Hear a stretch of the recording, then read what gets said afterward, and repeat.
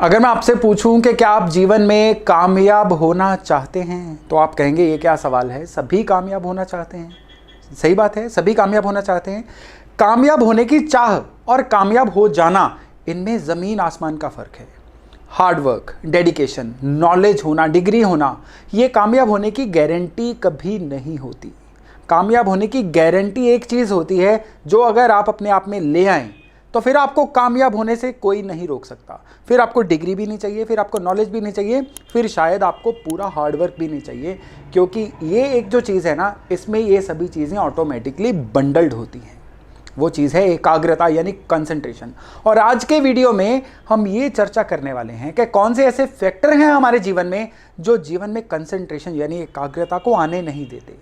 उन फैक्टर्स को पहचाना कैसे जाए और उन फैक्टर्स को दूर करने के लिए उपाय कौन कौन से किए जाएं। और मैं आपको यकीन भी दिलाता हूं कि अगर अगले कुछ मिनट आपने इस वीडियो को भी एकाग्रता के साथ देख लिया तो फिर आपको जीवन में कामयाब होने से कोई भी नहीं रोक सकता। नमस्कार, मेरा नाम है योगेश शर्मा। स्वागत है आपका happy life with Yogesh Sharma में। दोस्तों देखिए, कामयाबी जो है ना, ये सीधे सीधे आपकी एकाग्रता के ऊपर डिपेंड करती है, जैसा मैंने अभी आपको बताया। पर एकाग्र होने से आपके दिमाग को आखिर रोकती कौन कौन सी ताकतें हैं? जो ह्यूमन ब्रेन है ना, ये नॉर्मली डिस्ट्रैक्शंस के प्रति ज़्यादा जल्दी आकर्षित होता है। आपने कभी नोट किया होगा कि आसपास कोई भी डिस्ट्रैक्टिंग चीज़ हो ना, तो मन जो है बहुत जल्दी भटक जाता है।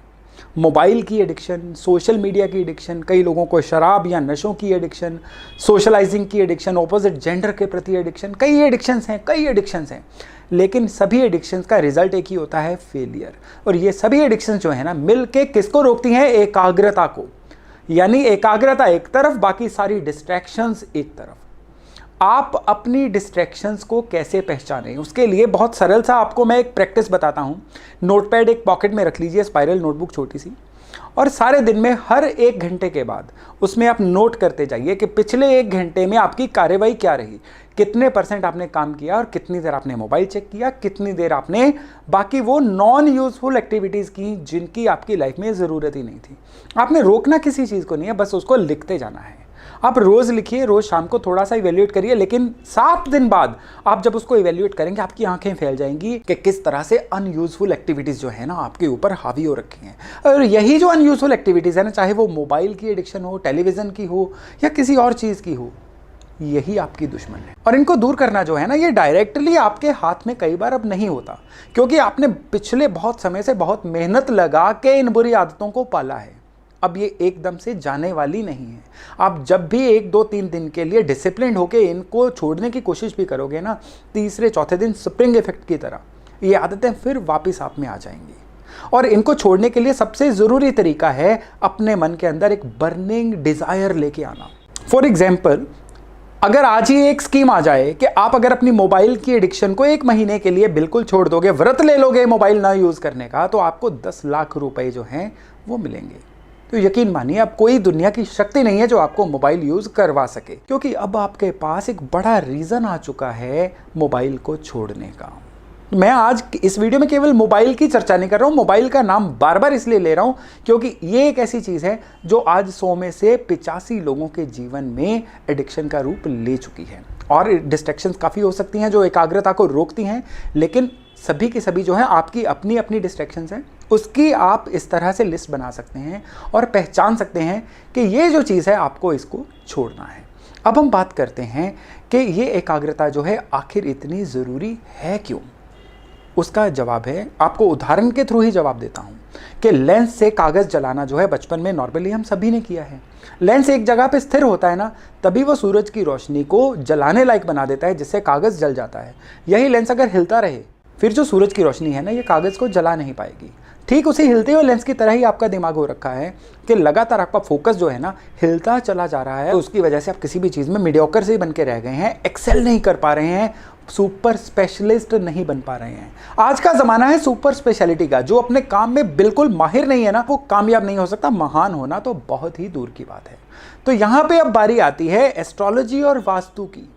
किस तरह से ये ऊर्जाएं आपकी मदद करती हैं आपकी एकाग्रता बढ़ाने को, किस तरह से ये ऊर्जाएं आपकी डिस्ट्रैक्शन को छोड़ने में भी आपकी सहायता करती हैं। तो इसके लिए सबसे पहले तो आपको अपने घर का एक लेआउट बनाना है, उसके ऊपर उसकी डायरेक्शंस मार्क करनी है। अगर तो आपको ये आती हैं बहुत बढ़िया, अगर नहीं आती हैं तो मेरा एक पिछला वीडियो है अपने घर का वास्तु स्वयं देखें। इस वीडियो को देख के आप बहुत ही सरल तरीके से अपने घर का मैप भी बना सकते हैं और उसके ऊपर दिशाएं भी मार्क कर सकते हैं। इस वीडियो का लिंक जो है मैंने डिस्क्रिप्शन में भी दे रखा है। तो चलिए आगे बढ़ते हैं। अब आपने क्या करना है, अब स्क्रीन पे आप चेक करिए, मैंने आपको कुछ दिशाएं दी हैं।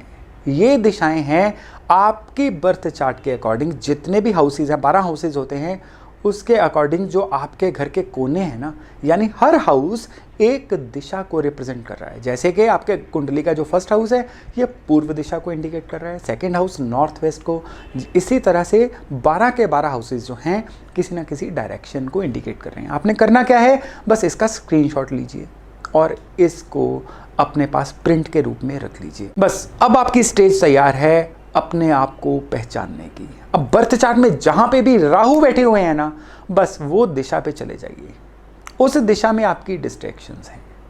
राहु जो होते हैं ये डिस्ट्रैक्शन होते हैं और आपके बर्थ चार्ट में राहु बताते हैं कि आपके घर की इस दिशा में आपकी डिस्ट्रैक्शंस जो हैं वो रखी हुई हैं। अब राहु जो हैं ये गंदगी होते हैं, राहु जो होते हैं ये होते हैं मेस्ड अप वातावरण।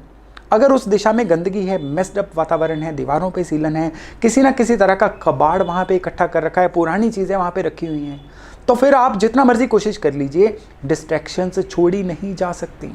राहु वाली दिशा को साफ सुथरा रखिए, वहाँ से हर स्टेल खराब पुरानी चीज़ को हटा दीजिए। अब डिस्ट्रैक्शंस छोड़ने के सारे रास्ते आपके क्लियर हो चुके हैं। अब बारी आती है अंत में एकाग्रता बढ़ाने की। वो कौन सी दिशा से बढ़ेगी, नॉर्थ ईस्ट दिशा से, यानी आपके घर के ईशान कोण से। कैसा भी बर्थ चार्ट हो, आपके घर का जो ईशान कोण है ना, यानी नॉर्थ ईस्ट कॉर्नर, इस कॉर्नर में ताकत होती है, ऊर्जा होती है आपको एकाग्रता देने की, लेज़र फोकस देने की, पूरी कंसंट्रेशन देने की।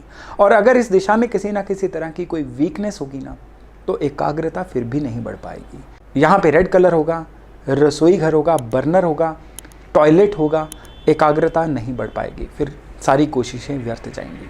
कोशिश करिए घर का नॉर्थ ईस्ट जो है साफ सुथरा हो, वहाँ पे क्रीम कलर दे रखा हो आपने, और वहाँ पे गंदगी ना हो।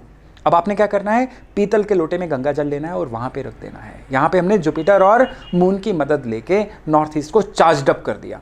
जितना नॉर्थ ईस्ट चार्ज अप रहेगा उतना ही आपके जीवन में आपका फोकस, आपका जो कंसंट्रेशन है वो बढ़ता चला जाएगा। जो मैंने चीज़ें आपको इस वीडियो में बताई हैं ना, इनको अप्लाई करिए, अपने लिए एक बिगर रीज़न डेवलप करिए कि अगर आप अपनी डिस्ट्रैक्शंस को छोड़ते हैं तो जीवन में आगे क्या क्या फ़ायदे हो सकते हैं। उसके बाद जो मैंने उपाय बताए हैं उनको करिए।